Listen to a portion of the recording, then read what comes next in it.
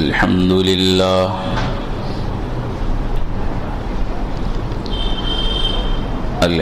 لله نحمده ونستعينه ونستغفره ونؤمن به ونتوكل عليه ونعوذ بالله من شرور أنفسنا ومن سيئات أعمالنا من يهده الله فلا مضل له ومن يضلله فلا هادي له ونشهد أن لا إله إلا الله وحده لا شريك له ونشهد أن سيدنا وسندنا وحبيبنا مولانا محمدا عبده ورسوله أرسله بالحق بشيرا ونذيرا وداعيا إلى الله بإذنه وسراجا منيرا قال الله تبارك وتعالى في القرآن المجيد والفرقان الحميد أعوذ بالله من الشيطان الرجيم بسم الله الرحمن الرحيم إن عدة الشهور عند الله 12 شهرا في كتاب الله يوم خلق السماوات والأرض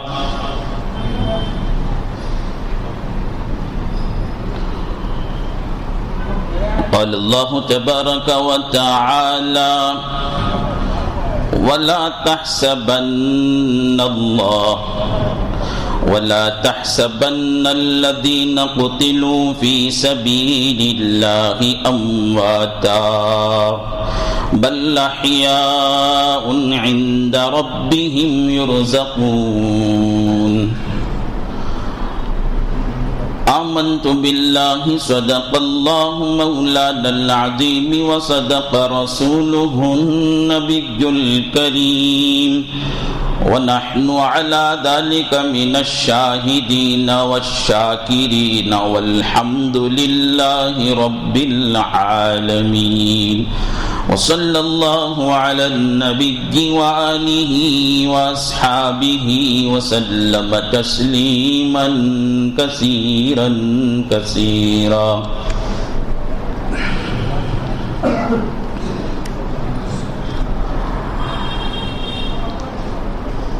قابل احترام بزرگوں اور قابل قدر ملت کے نوجوان بھائیوں، عزیز دوستوں،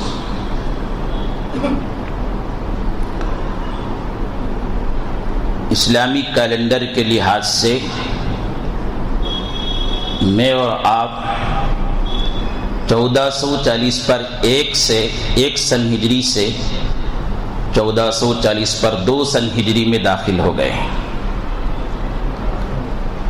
اسلامی نئے سال کا آغاز ہوا ہے، آج پہلی تاریخ ہے۔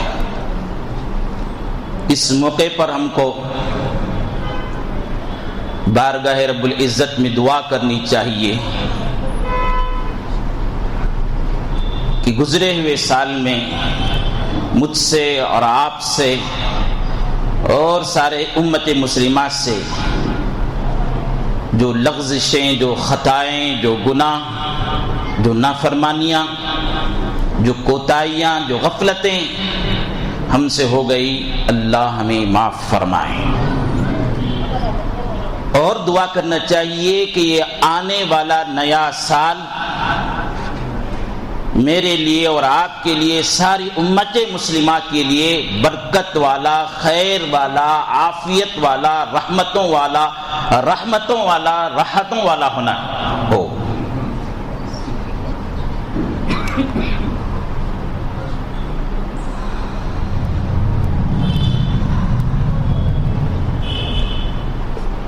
نئے سال کے موقع پر بزرگوں میں سے بعضوں کا معمول ہم نے دیکھا،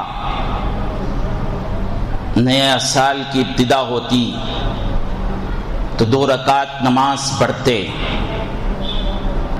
اللہ رب العالمین کے بارگاہ میں کہتے کہ یا اللہ اس گزرے ہوئے سال میں مجھ پر جتنی نعمتیں نازل ہوئی، چھوٹی ہو بڑی ہو،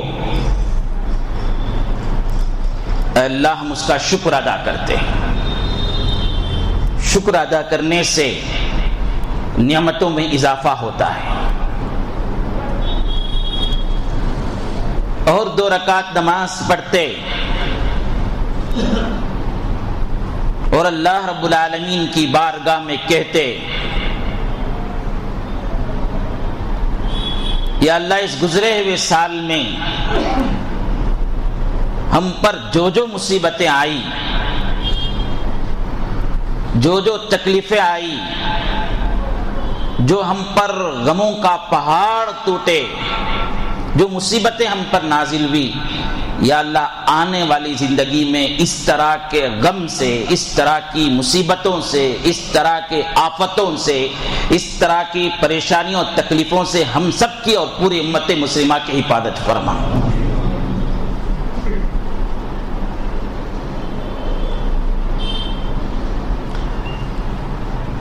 ہو سکے تو آج جمعہ ہے، مبارک دن ہے، اللہ رب العالمین کی بارگاہ میں عمل کیجئے، یاد کیجئے ہم پر جو نعمتیں اللہ کی ہوئی، ان نعمتوں کا شکر ادا کرو،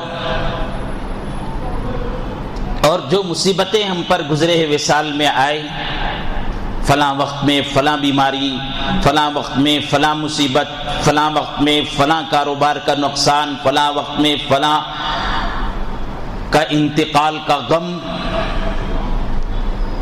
یا جو بھی پریشانی آئی ہے اللہ کی بارگاہ میں دعا کر کے اس سے پناہ مانگیے۔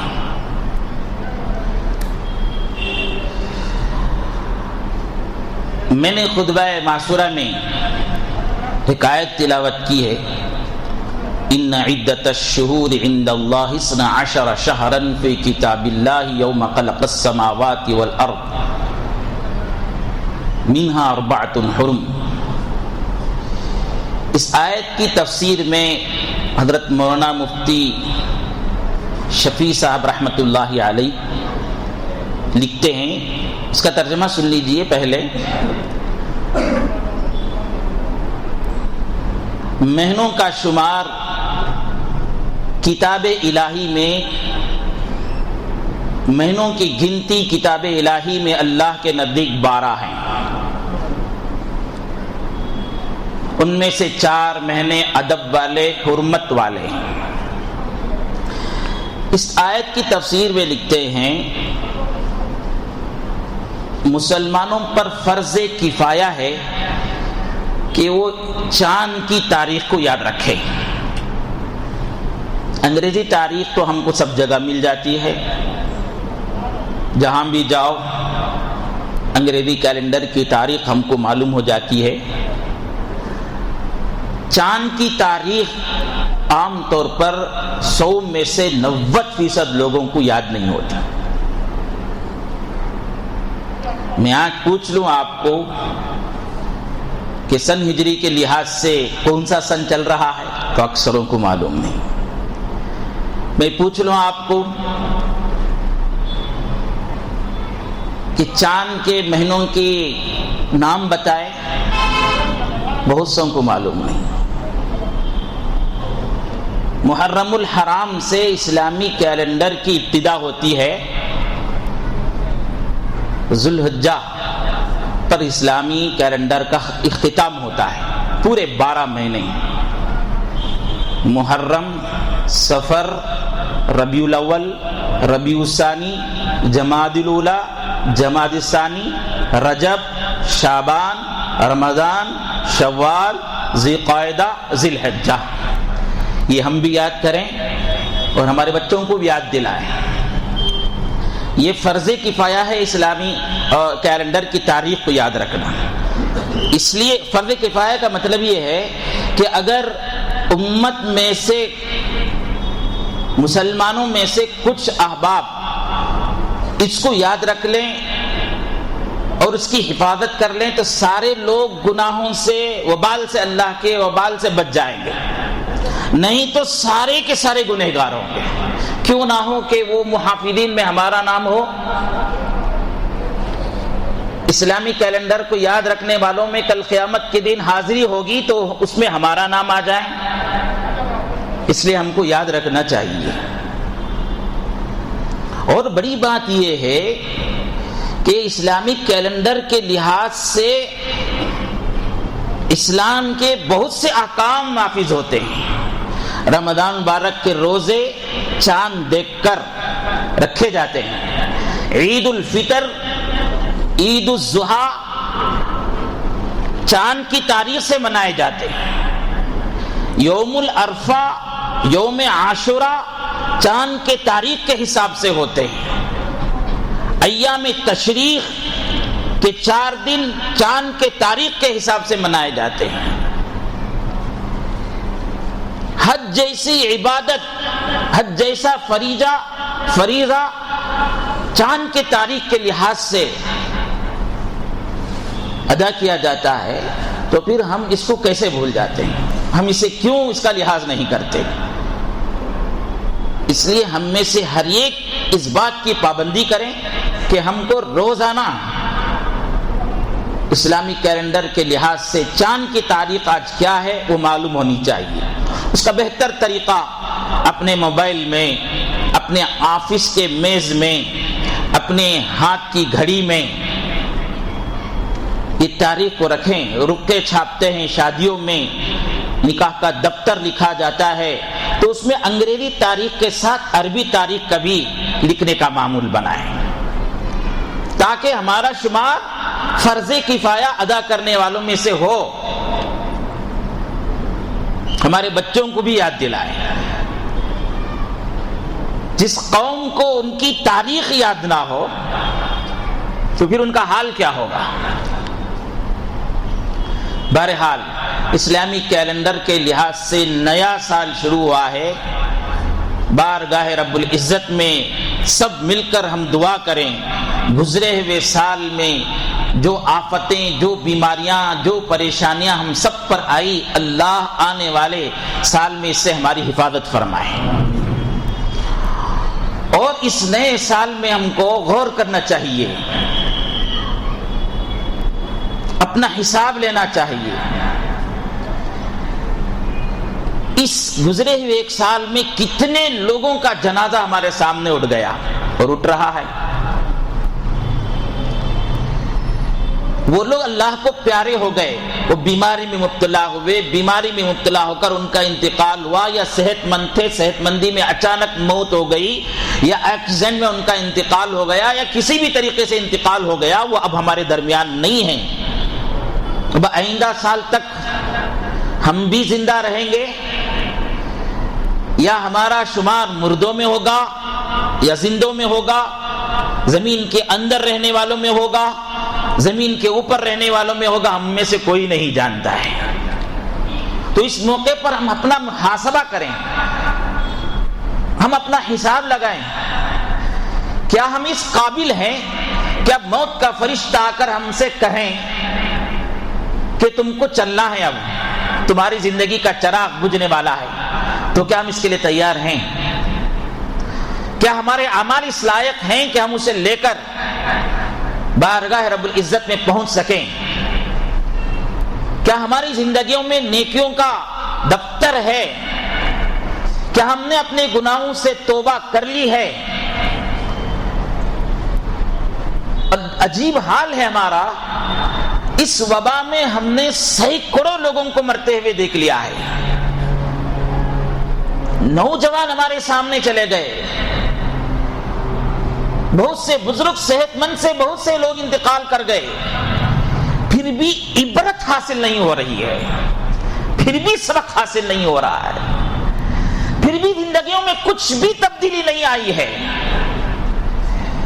ارے بے نمازی نمازی نہیں ہوا ہے، بلکہ ہم یہ کہیں گے کہ نمازی بے نمازی ہو گئے۔ کیا کہہ دیا گیا آپ کو مسجد میں آنے کی اجازت نہیں، گھروں میں نماز پڑھ لو؟ مسجدیں ویران ہو گئی۔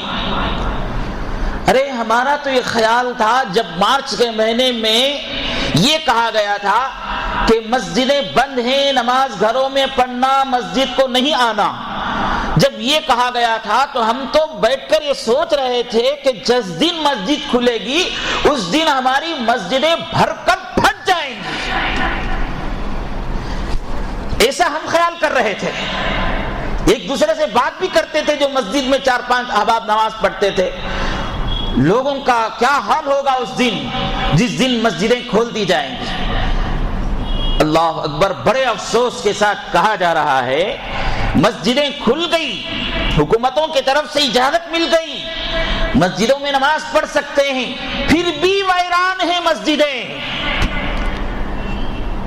فجر کی نماز میں آ جائیے، یہ سماجی فاصلوں کے ساتھ کھڑنے کے باوجود مسجد میں 3 صف 4 صف سے زیادہ لوگ نہیں ہیں۔ اب عادت ہو گئی ہے لوگوں کو گھروں میں آرام سے رہ جانے کی، اور جب چاہے تب نماز پڑھنے کی یا چھوڑ دینے کی۔ پہلے تو اذان ہوتی تھی تو بہت سے لوگ آ جاتے تھے، اب تو عادت پڑ گئی نا اذان ہونے کے باوجود بھی نماز چھوڑنے کی، مسجد کو نہ آنے کی۔ اب سڑکوں میں نظر آتے ہیں، دفتروں میں نظر آتے ہیں، دکانوں میں نظر آتے ہیں، گھروں میں پڑے رہتے ہیں، حی علی الصلاح حی علی الفلاح کی آواز سننے کے بعد بھی مسجد کو نہیں آتے ہیں۔ عبرت کی نظر ہمیں حاصل نہیں ہوئی ہے ان جنازوں کو دیکھنے کے باوجود۔ ہم نے دیکھا جھوٹ بول کر کمانے والے، سود خور، رشوت لینے والے، ناپ تول میں کمی کرنے والے، ان کے جنازے اڑ گئے، اور ہم بھی وہی کر رہے ہیں۔ ہمارے کاروبار سے جھوٹ نہیں نکلا، ہمارے کاروبار سے دھوکہ بازی نہیں نکلی، وعدہ خلافی ختم نہیں ہوئی، ناپ تول میں کمی نہیں ہوئی۔ اب ان جنازوں کو دیکھنے کے بعد، ان مرنے والوں کو دیکھنے کے بعد بھی عبرت حاصل نہیں ہوئی ہے۔ ابھی بھی جھوٹ بول کر کمانا، ناپ تول میں کمی کر کے کمانا، دھوکہ بازی دے کر کمانے میں لگے ہوئے ہیں۔ کیا یہ بیماریاں ہم کو نہیں لگ سکتی؟ کیا یہ ہمارے جنازے نہیں اڑ سکتے؟ کیا ہم کو آخری غسل نہیں دیا جا سکتا؟ کیا ہم کو کفن کا کپڑا پہنایا نہیں جا سکتا؟ کس خوش فہمی میں مبتلا ہیں؟ کس خوش فہمی میں مبتلا ہیں بھائیوں؟ کیا سرٹیفکیٹ لے کر آئے ہیں کہ ہم نہیں مریں گے، فلاں تاریخ میں ہی مریں گے؟ کوئی سند ہے آپ کے پاس؟ ارے آج کا زندہ کل مردوں میں شمار ہے۔ پھر کیوں زندگی میں تبدیلی نہیں؟ کیوں زندگی میں نماز نہیں؟ کیوں زندگی میں تہجد نہیں؟ کیوں زندگی میں اللہ کے احکام کی پابندیاں نہیں؟ کیوں بے پردگیاں ختم نہیں ہو رہی ہیں؟ کیوں یہ نشہ، یہ گانجا نہیں چھٹ رہا ہے؟ کیا اللہ کا ڈر نہیں پیدا ہو رہا ہے؟ میرے عزیز بزرگوں، یہ نئے سال کے موقع پر ہم کو سوچنا چاہیے کہ ہم اتنے برس کے ہو گئے، اتنے سال کے ہو گئے، ہماری زندگی میں اتنے سن ہجریاں گزر گئی ہیں، کیا تبدیلی ہمارے اندر آئی ہے؟ غور کرنے کا مقام، تبدیلیاں لانے کا مقام ہے۔ بس کرو اب گھروں میں نماز پڑھنے کا، آئیے مسجدوں میں، اب مسجدیں کھلی ہو گئی ہیں، آپ کو اجازت دی گئی ہے، کوئی رکاوٹ نہیں ہے، کوئی بندشیں نہیں ہیں، آئیے اب مسجدوں میں نماز پڑھیے۔ اب گھروں میں پڑھنے کا معمول ختم کیجئے، ایک دوسرے کو دعوت دیجئے، ان نمازوں کے صدقے سے، ان نمازوں کے بعد دعاؤں کے صدقے سے یہ جو بیماریاں پھیلی ہوئی ہے بہت ممکن ہے اللہ تعالیٰ اس کو ختم کر دیں گے۔ جو پابندیوں کے ساتھ آنے کا حکم دیا گیا ہے ان پابندیوں کے ساتھ آئیے، نماز پڑھیے، جو ہدایتیں دی گئی ہے ان ہدایتوں کے ساتھ آئیے۔ اب اس میں غفلت نہ برتیے، بس ہو گیا گھروں میں نماز پڑھنے کا سلسلہ۔ گھر کی عورتوں کو بھی نماز پڑھنے کی تاکید کرتے ہوئے مسجدوں میں آئیے۔ مسجدیں خالی نہیں ہونی چاہیے، صفیں خالی نہیں ہونی چاہیے ہماری۔ اس نئے سال میں غور کرنا چاہیے، گزرے ہوئے سالوں میں سے جو گزرا ہے وہ ہمارا سال کیسا گزرا، اس میں کون سے گناہ ہم سے ہوئے، کون سی لغزشیں ہم سے ہوئی، ہم سے کون سی برائیاں یا برائیوں کی عادت ہم پر پڑ گئی ہے، اس سے توبہ کریں۔ غور کرنے کے بعد معلوم ہوا زندگی میں پہلے یہ گناہ نہیں تھا، اب یہ گناہ ہماری زندگی میں داخل ہو گیا ہے۔ یہ گناہ پہلے ہماری زندگی میں نہیں تھا، جب میں 20 سال کا تھا، 25 سال کا تھا، اس وقت نہیں تھا، اب 30 سال کا ہو رہا ہوں، 40 سال ہو رہا ہوں، 50 سال کا ہو رہا ہوں، اب یہ مجھے زندگی میں یہ گناہ میرے اندر داخل ہو گیا ہے۔ آپ کو احساس ہوا تو فوراً اس گناہ کو چھوڑنے کی ترکیبیں سوچیں۔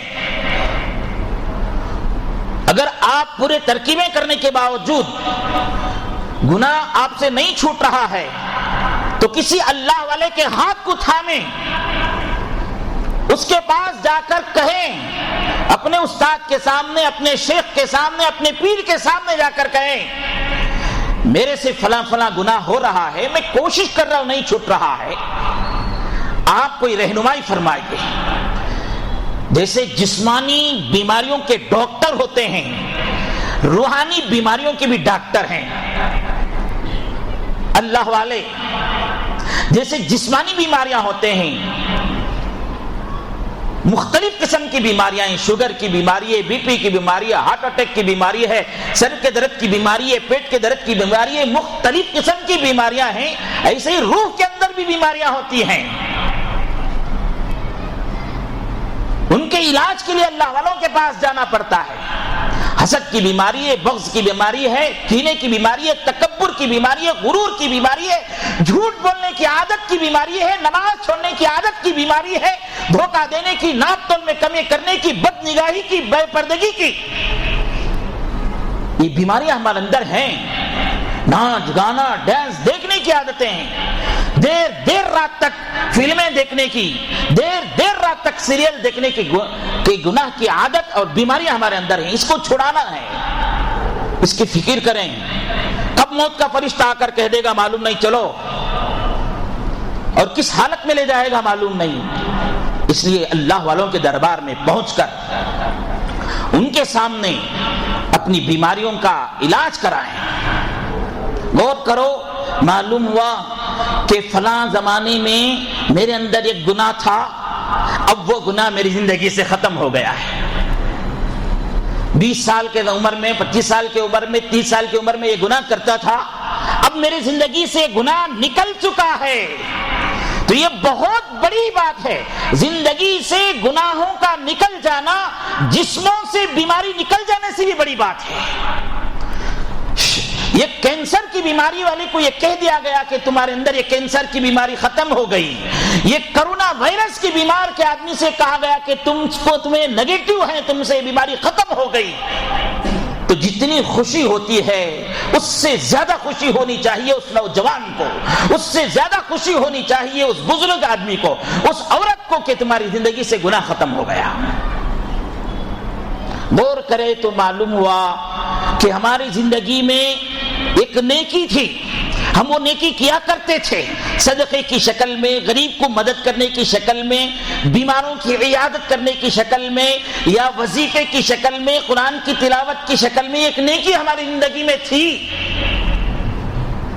اب یہ سال جو گزرا ہوا تھا، پتہ نہیں کیسے وہ نیکی ہماری زندگی سے نکل گئی۔ ہوتا ہے بہت دفعہ ایسا، بعض گناہوں کی نحوست کی وجہ سے، بعض بد عملیوں کی نحوست کی وجہ سے اللہ تعالیٰ نیکی کی توفیق چھین لیتے ہیں، نیکی کی توفیق چھین لیتے ہیں۔ تو آپ غور کرو کہ یہ میرے حال میں پہلے کون سے نیکیاں کرتا تھا، اب کون سی نیکی میری زندگی سے چھوٹ گئی ہے۔ غور کرو، پتا چلا فلاں نیکی میری زندگی میں تھی، اب وہ نہیں ہے، تو اس نیکی کو اپنے اندر دوبارہ پیدا کرنے کی کوشش کرو، اللہ تعالیٰ سے دعا کرو، یا اللہ میری زندگی میں فلاں نیکی تھی، معلوم نہیں میرے کون سے گناہ کی نحوست کی وجہ سے، کون سی بدعملی کی نحوست کی وجہ سے یہ نیکی میری زندگی سے نکل گئی ہے، یا اللہ اس نیکی کو دوبارہ مجھے کرنے کی توفیق عطا فرما۔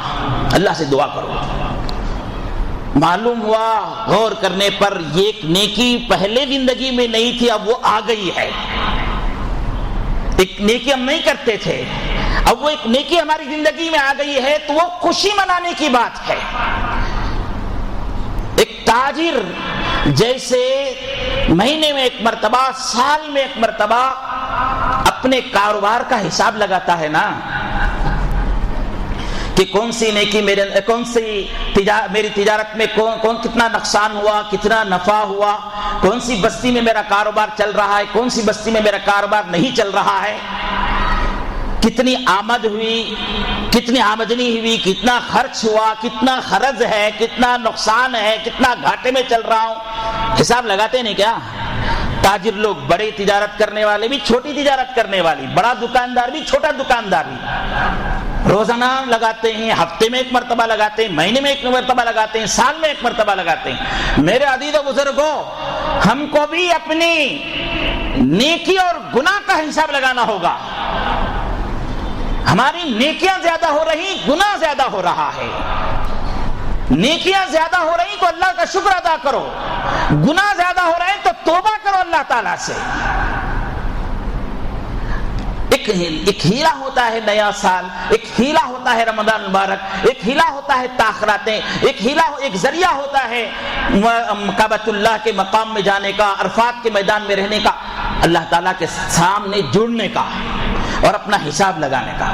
حساب لگائیں، یہ نیا سال شروع ہوا ہے تو اپنا حساب لگائیں کہ کون سی نیکی ہمارے اندر داخل ہوئی، کون سی نیکی ہم سے نکل گئی، کون سا گناہ ہم سے نکل گیا، کون سا گناہ ہم پر داخل ہوا۔ اپنا حساب لگائیں، یہ کرنے کے کام ہے محرم الحرام میں۔ لیکن بہت افسوس کی بات ہے، ہم تو یہ سمجھتے ہیں محرم الحرام غموں کا مہینہ ہے، نحوست والا مہینہ ہے، منحوس مہینہ ہے۔ بہت سے لوگوں کو ہم دیکھتے ہیں، میں ہر سال کہتا ہوں، اس سال بھی یہ کہوں گا، جب تک یہ ختم نہیں ہوگی یہ بیماری اس وقت تک کہتا رہوں گا، کہ بہت دفعہ ہم دیکھتے ہیں گلی گلی میں بہت سے لوگ عاشورہ خانے بنا کر بیٹھتے ہیں، 10 دن تک وہاں سے ہلتے نہیں، وہاں پر قوالیاں، وہاں پر میوزک، وہاں پر پتہ نہیں کیا کیا کہانیاں پڑھی جاتی ہیں، بیٹھے رہتے ہیں، 10 دن تک بیٹھے رہتے ہیں، اور 10ویں دن بڑے زور و شور کے ساتھ شور کیا جاتا ہے۔ اور بہت سے لوگوں کا حال ماتمی جلسے، ماتمی جلوس نکالتے ہیں۔ بھائی یہ کس بات کا غم ہے، کس بات کا ماتم ہے؟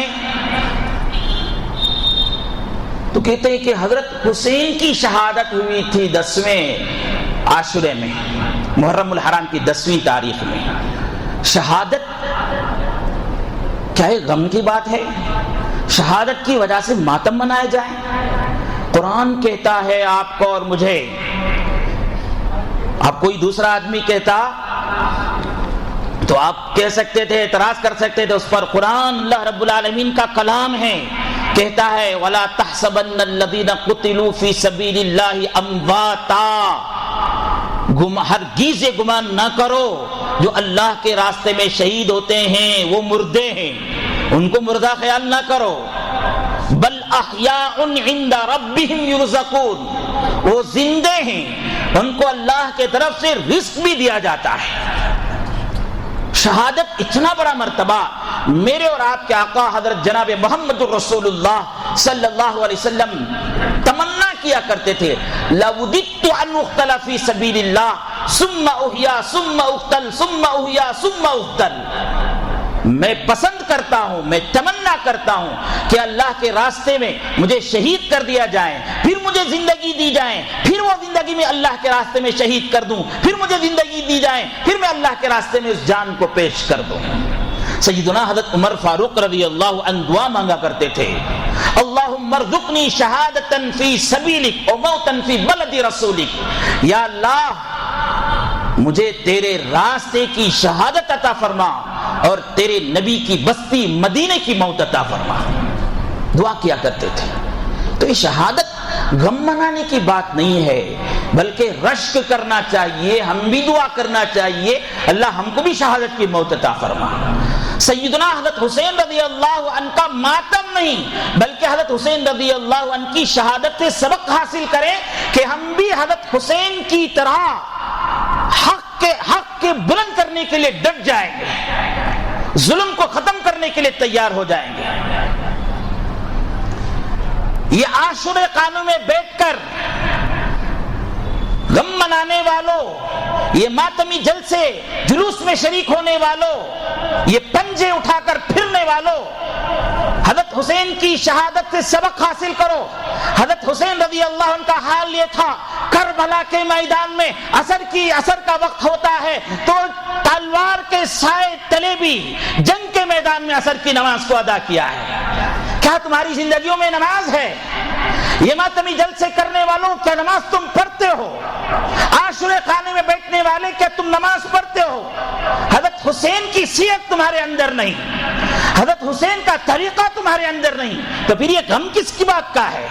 ایک رسم ہے، ایک رواج ہے جو باپ دادا کے زمانے سے چلتا آ رہا تھا، وہ ہم بھی کریں گے، بس اس سے بڑھ کر اس کی کوئی حیثیت ہی نہیں ہے۔ ماتم اور غم تو اس آدمی پر مناؤ جس کے کان پر حی علی الصلاح، حی علی الفلاح کی آواز پڑتی تھی اور زندگی میں وہ مسجد کی طرف نہیں آتا تھا، بے نمازی ہونے کی حالت میں مر گیا، تو اس پر ماتم کرو۔ ماتم تو اس نوجوان پر کرو، غم تو اس نوجوان کا مناؤ جو نشہ کرتا تھا، شراب پیتا تھا، نشے کی حالت میں، شراب پینے کی حالت میں توبہ کرے بغیر مرتا ہے، تو اس پر ماتم کرو۔ ماتم تو اس سود خور پر، اس رشوت خور پر، اس جھوٹ بولنے والے پر، ناپ تول میں کمی کرنے والے تاجر اور دکاندار پر کرو جو زندگی بھر جھوٹ بولتا تھا، سود کھاتا تھا، توبہ کرے بغیر مرتا ہے، تو اس پر ماتم کرو۔ ماتم تو ان عورتوں پر کرو جو اپنی بے پردگی کے ذریعہ، اپنے جسم کی نمائش کر کے، اپنے کپڑے کم سے کم پہن کر، ننگا بدن دکھا کر مردوں کے ایمان کو غارت کرتی تھی اور بے پردگی کی حالت میں توبہ کرے بغیر مرتی ہے، تو اس عورت پر ماتم کرو۔ ماتم تو ان اولاد پر کرو جو اولاد اپنی کمائی کا حصہ اپنے والدین پر خرچ نہیں کرتے ہیں، اپنے ماں باپ کی خدمت نہیں کرتے ہیں، بوڑھے ماں باپ کی خدمت کرنے کے بجائے عیاشی میں مبتلا ہوتے ہیں، گناہوں میں مبتلا ہوتے ہیں، تو ایسی اولاد پر ماتم کرو، ان پر غم مناؤ۔ حضرت حسین پر تو رشک کرنا چاہیے، دعا کرنا چاہیے، یا اللہ حضرت حسین جیسی شہادت ہم کو بھی عطا کر۔